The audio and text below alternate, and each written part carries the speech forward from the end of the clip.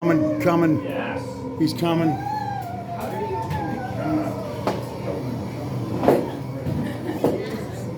There you go. I don't know. You know what? I might just use this light for my to look at my notes. Anyways, so watch the court. So, I want to talk about a precognitive dream that I had when I was 16. Sorry, there's a spooky aspect to it, and so it goes like this. All right, it's very I don't know if anybody's heard about precognitive dreams or experienced them themselves. It's some people call it dreaming ahead of time.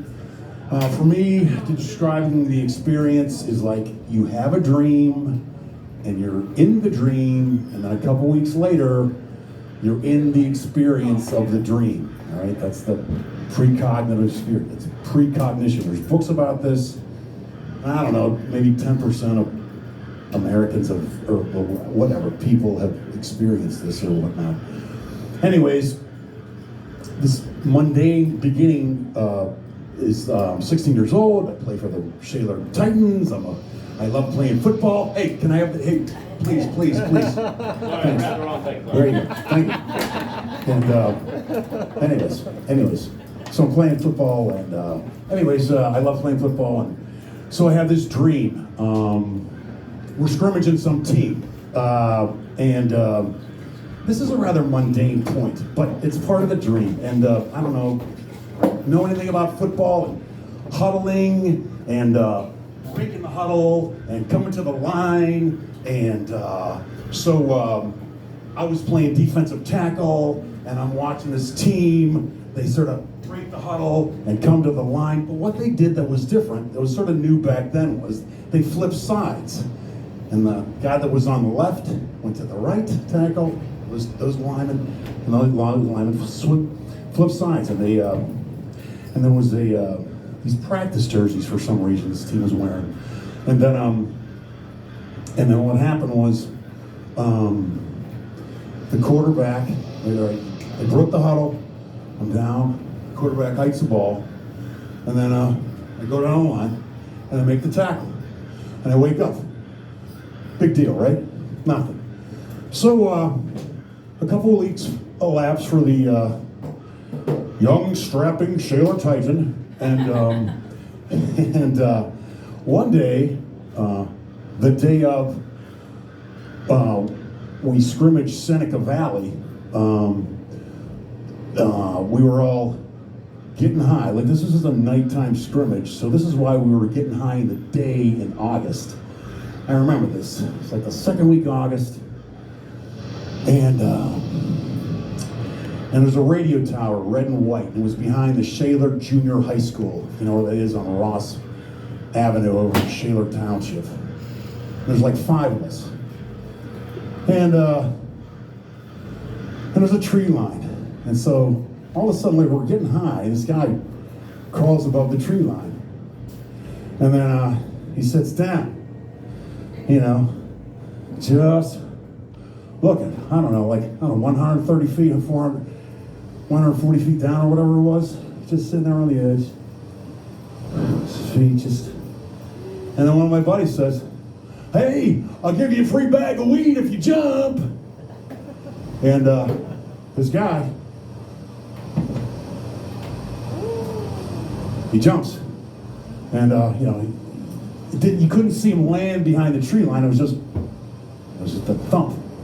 And then we all go running up the hill, we're looking at the guy, and he was there sitting like this. The only thing that looked bad, he almost had a smile on his face, was this arm was obviously broken, or the other one at the midpoint. And I said something, "Hey, say a prayer for the motherfucker, man, yeah, blah, blah, blah." And then, I don't know, somebody called the cops or something. Well, we had a football scrimmage to go to, and so we stopped to get some beers at the local tavern before we went to the scrimmage, I think, or something, or I don't know. I don't think I drank before the game. But anyways, the game starts, or whatever, we're playing the game. And at some point during the game, Seneca Valley, they're wearing these, what had happened was both teams are blue and white. But football coaches, they're so smart, both teams show up in white. So one team has to wear like a practice jersey. And that's what the practice jersey was in the dream. In Seneca Valley, just like it was in the dream, they huddled. The players flipped sides when they came to the line. I was a defensive tackle, hiked the ball, and tackled the guy exactly as I did in the dream. And I couldn't believe it. That's a long day, man. I don't know if there's a full moon or not, but it was just like incredible. So I wanted to tell this story about this precognitive dream because I honestly think, I'm bipolar, and I thought about killing myself, and what makes me different from other people or whatever. There's something bigger behind the curtain, man. And if you ever get down and destitute, there's a universe that's looking out for you. I don't know. I think a takeaway from that is that, we travel linearly through time. The future already exists, but you still have freedom of choice. When things go bad or people make bad decisions in bad circumstances, it's all part. The way things are the way they were meant to be. And you can gather straight from it. And so, that's all I have. Thanks.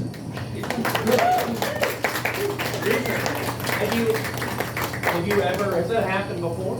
Have you ever had another precognitive dream? Yeah, I had a couple. Interesting. But I was just curious if it ever happened. Yeah, I can tell a story about another silly one. I mean, you don't have to, but I was just curious. Yeah.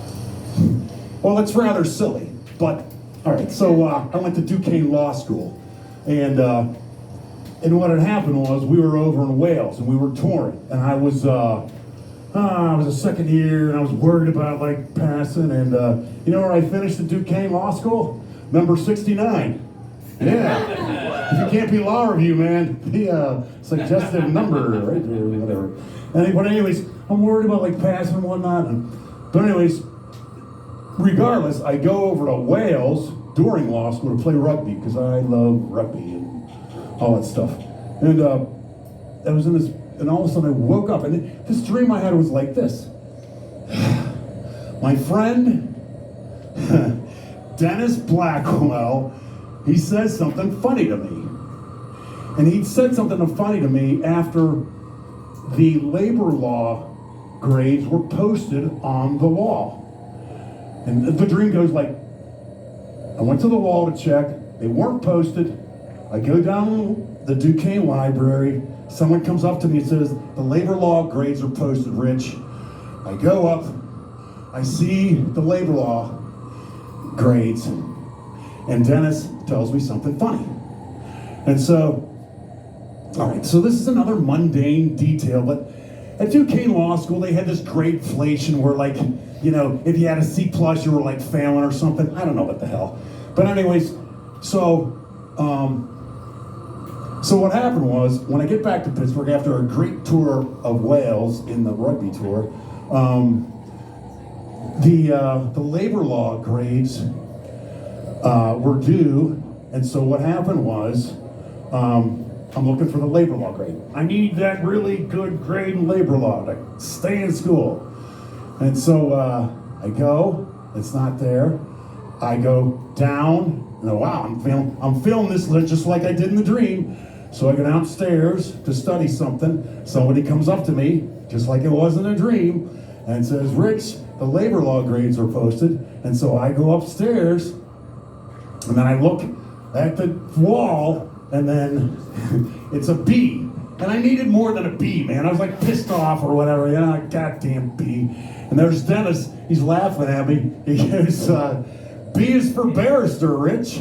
He starts laughing at me. Get it? B is for barrister? That's what they call lawyers, barristers. I don't know. But Denny wasn't very funny. He is funny. But anyways, that's the other... and then I had another one of these, but it's just too weird to get into now. But anyways, so that was my second Well, thanks. Thank you, Rich. Thanks. Sorry we took it. Oh, man. Thank you. Yeah, it's real interesting.